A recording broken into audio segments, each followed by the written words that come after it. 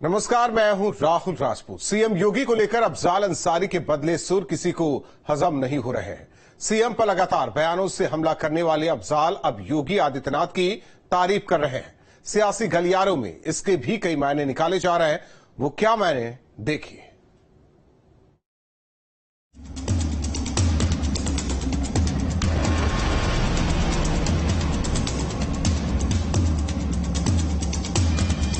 चार जून को 18वीं लोकसभा चुनाव के नतीजे आए। सबने जनमत को देखा। किसी भी पार्टी को बहुमत नहीं मिली। गठबंधन वाली एनडीए की सरकार बनी, शपथ ग्रहण भी हो गया, मंत्री पदों का बंटवारा भी कर दिया गया।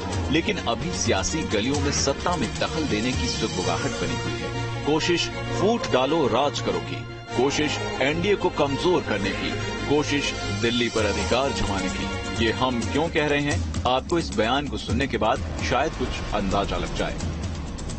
अरे भैया, संभाल दिया योगी आदित्यनाथ ने। मोदी का जादू खत्म हो चुका है।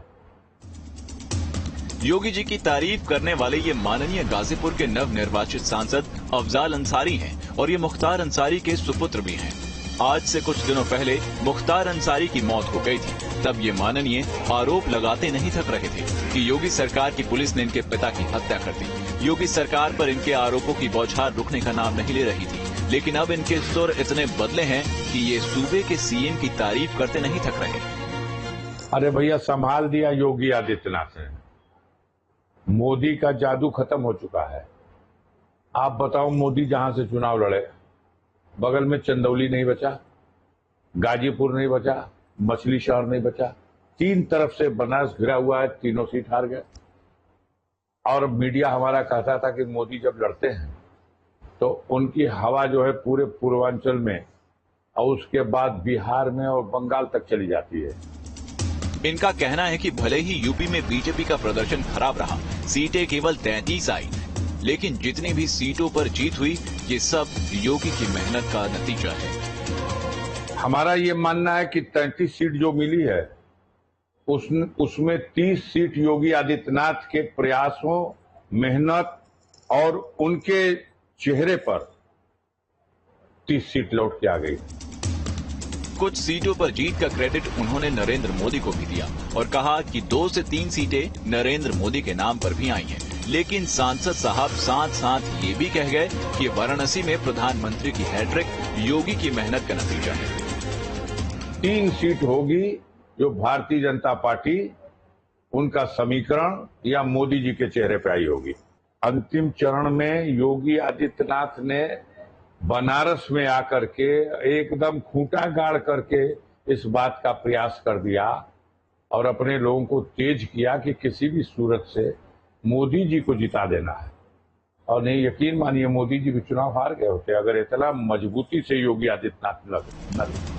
बीजेपी की चर्चित मोदी योगी की जोड़ी में फूट डालने की विपक्ष भरसक प्रयास कर रहा है। इस कड़ी में सिर्फ अफजाल ही नहीं है, बल्कि जेल से कुछ दिनों की बेल पर बाहर आने के बाद दिल्ली के सीएम अरविंद केजरीवाल ने भी बीजेपी पर कुछ आरोप लगाए थे। आरोप संगीन थे और पार्टी में तोड़ फोड़ करने के लिए काफी हद तक पर्याप्त थे। जितने विपक्ष के नेता हैं उनको जेल भेजेंगे और जितने बीजेपी के नेता हैं उनको सबको निपटा देंगे, उनकी राजनीति खत्म करते जाएंगे, उनको सबको निपटाते जाएंगे। अगर ये चुनाव जीत गए, मेरे से लिखवा लो, 2 महीने के अंदर उत्तर प्रदेश का मुख्यमंत्री बदल देंगे। योगी आदित्यनाथ की राजनीति खत्म करेंगे, उनको भी निपटा देंगे। लोकसभा चुनाव के नतीजे आने के बाद संसद में जब पहली मीटिंग हुई तो बीजेपी के सभी दिग्गज वहां शामिल हुए। उन दिग्गजों में यूपी के सीएम योगी आदित्यनाथ भी थे। लेकिन संसद के अंदर योगी के हाव भाव देख तमाम तरह की चर्चाएं हुई। सीएम का उदास चेहरा कई सवाल खड़े करने लगा। विपक्ष आरोप लगाने लगा कि बीजेपी के अंदर कुछ चल रहा है, लेकिन इन सब का कोई आधार नहीं था। दरअसल सीएम की उदासी यूपी के खराब प्रदर्शन को लेकर थी। यूपी में बीजेपी की सीटें घटी थीं। सीएम उदास थे क्योंकि जनमत उनकी सोच से परे था। किसी को अंदाजा भी नहीं था कि यूपी में बीजेपी का प्रदर्शन इतने निचले स्तर पर पहुंच जाएगा। लेकिन सत्ता के दरवाजे पर दस्तखत देने के लिए विपक्ष ने इसे अलग ही नजरिए से लिया और एक अपनी कहानी गढ़ के बीजेपी में फूट डालने की जद्दोजहद शुरू कर दी। Team new state. पश्चिमी यूपी में बीजेपी के 2 नेताओं